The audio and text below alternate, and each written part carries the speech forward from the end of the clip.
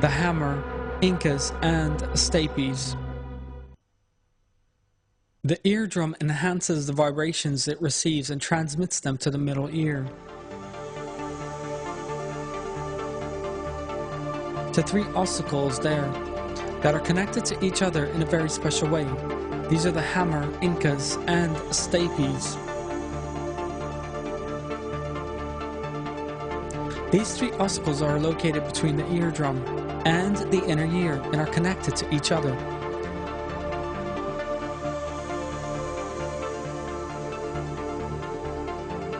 The eardrum pushes and moves the ossicles. As the eardrum vibrates due to external sound signals, its vibration creates movements, thus setting up a chain reaction where the hammer pushes the Incus, and the Incus then pushes the Stapes. These three ossicles in the middle ear move like the parts of a lever, transmitting the energy from the drum to the cochlea, another component of the auditory system.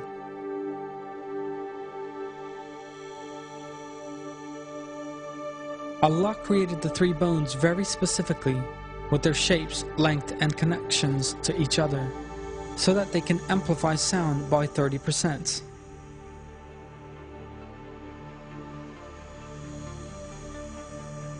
But how come the ear is not damaged by a sound wave that is amplified still further, despite being already very loud? This doesn't happen because intelligent precautionary measures are taken in the ear.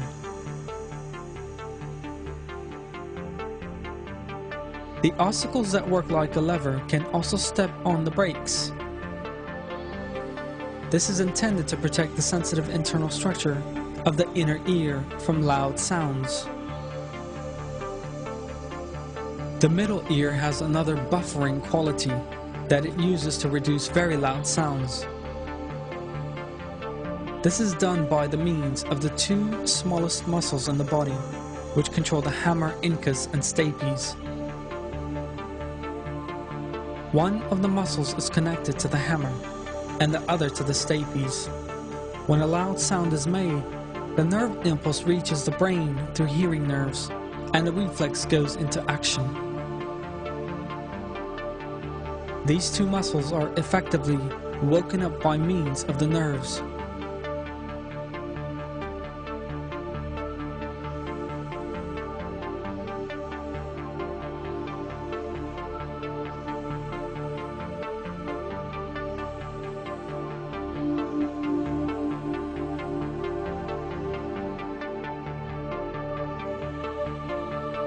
As the muscles contract, the hammer and the Stapes reverse the direction of the sound signal and thus step on the brakes.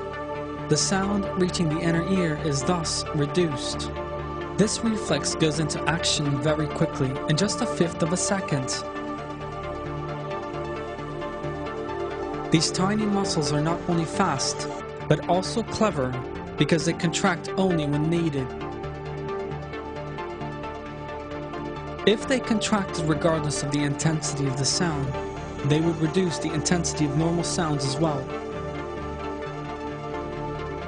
And everyone on Earth would suffer hearing difficulties. Let's say you are in a crowded place with lots of loud noise. Since our muscles go into action, all these background noises are suppressed, and we can hear the person we are speaking to properly.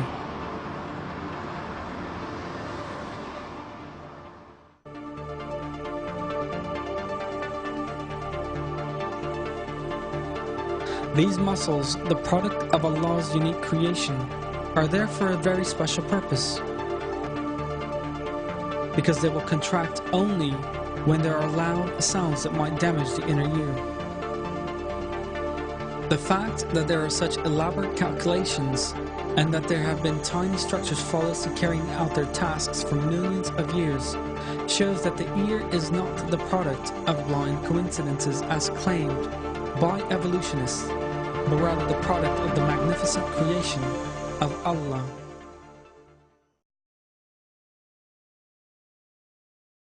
I seek refuge in Allah from the accursed Satan. He is Allah, the Creator, the Maker, the Giver of form. To him belong the most beautiful names. Everything in the heavens and the earth glorifies him. He is the Almighty, the All-Wise. The middle ear with such an amazing structure needs to maintain an important balance. Internal pressure. The pressure on both sides of the eardrum must be equal, as a rise or fall in pressure could mean impaired hearing. However, this balance is maintained with a perfect ventilation system between the middle ear and the outside world. This canal is the Eustachian tube, stretching from the middle ear to the mouth.